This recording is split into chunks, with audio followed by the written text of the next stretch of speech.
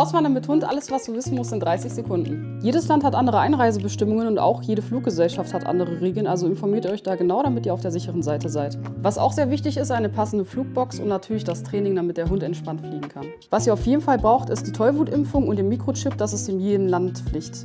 Am besten auch noch die Kombi-Impfung. Was natürlich auch wichtig ist, ist der EU-Heimtierausweis, damit könnt ihr eigentlich überall hinreisen. Wir sind auch damit mit den Hunden nach Peru ausgewandert. Wenn es dann soweit ist, dann braucht ihr auf jeden Fall ein Gesundheitszeugnis für den Hund und einen Gesundheitscheck.